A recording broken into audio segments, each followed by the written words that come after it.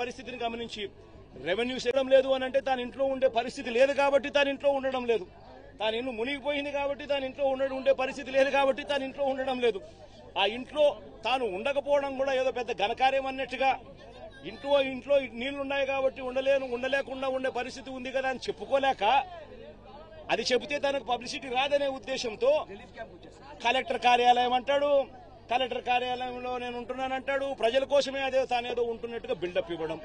నిజంగా ఎంత దుర్మార్గమేనంటే పోనీ ఆ బిల్డప్ ఇచ్చే కార్యక్రమంలో అన్నా కానీ సిన్సియారిటీ అన్నా ఉందా అని అంటే అది సిన్సియారిటీ లేదు. మీరే చూస్తా ఉన్నారు, ఈ కాలనీ ఈరోజు చూశారు, సింగ్నగర్ చూస్తా ఉన్నారు, ఎక్కడికన్నా పోండి విజయవాడలో ఏ కాలనీ అన్నా తీసుకోండి ఇదే పరిస్థితి కనిపిస్తా ఉంది. ఈ పరిస్థితి చూస్తే ఏమొస్తుంది, ఎక్కడ రిలీఫ్ క్యాంపులు లేవు.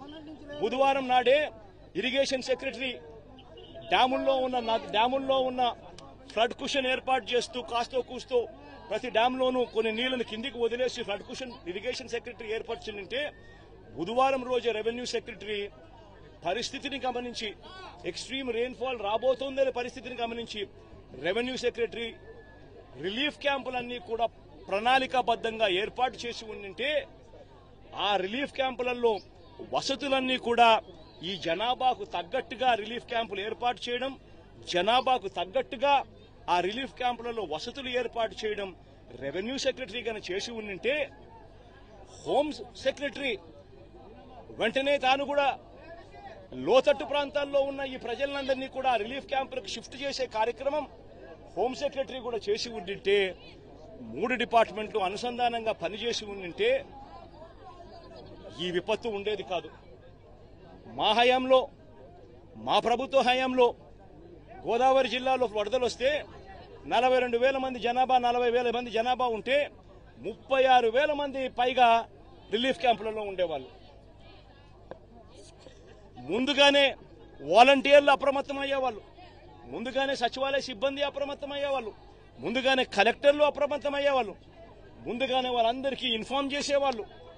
వాలంటీర్లు దగ్గరుండి తలుపు తట్టి మరీ ప్రజలను తీసుకొని పోయి రిలీఫ్ క్యాంపుల్లో పెట్టేవాళ్ళు. రిలీఫ్ క్యాంపుల్లో పెట్టడమే కాకుండా వాలంటీర్లు ప్రతి సందర్భంలోనూ చెయ్యి పట్టుకొని ప్రజలకు కావాల్సిన సహాయ సహకారాలు అందిస్తూ వచ్చేవాళ్ళు. మా హయాంలో ఏం జరిగేది, ఈ మాదిరిగా ఆర్భాటం లేదు. చంద్రబాబు నాయుడు మాదిరిగా ఈ మాదిరిగా ఇళ్లలోకి నీళ్లు దూరాయి కాబట్టి, ఇళ్లలో నీళ్లు వచ్చాయి కాబట్టి పబ్లిసిటీ అని చెప్తూ కలెక్టర్ కార్యాలయంలో నేను పడుకుంటున్నాను, రాత్రి 2 గంటలకు ప్రెస్ మీటు, రాత్రి 3 గంటలకు ప్రెస్ మీట్, ఎందుకంటే నిద్ర రాదు కాబట్టి ప్రెస్ మీటు అని చెప్పి ఇట్లాంటివి ఉండేటివి కాదు.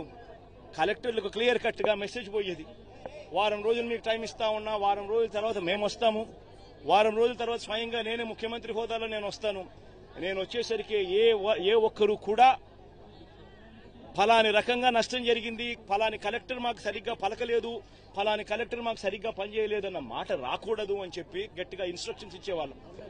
నేను చెప్పిన తర్వాత కలెక్టర్లకు కావాల్సిన సహాయ సహకారాలు అందిస్తూ వెంటనే TR27 కింద కలెక్టర్ అకౌంట్లలోకి డబ్బులు పడిపోయేటి. కలెక్టర్లకు డబ్బులు ఇచ్చేవాళ్ళం, ఎంపవర్ చేసేవాళ్ళం, ఆర్గనైజ్డ్ గా ముందుకు వెళ్లిపోమని సంకేతం ఇచ్చేవాళ్ళం. వెంటనే కలెక్టర్ యాక్టివేట్ అయ్యేవాడు, వాలంటీర్లను యాక్టివేట్ చేసేవాడు, సచివాలయ సిబ్బంది యాక్టివేట్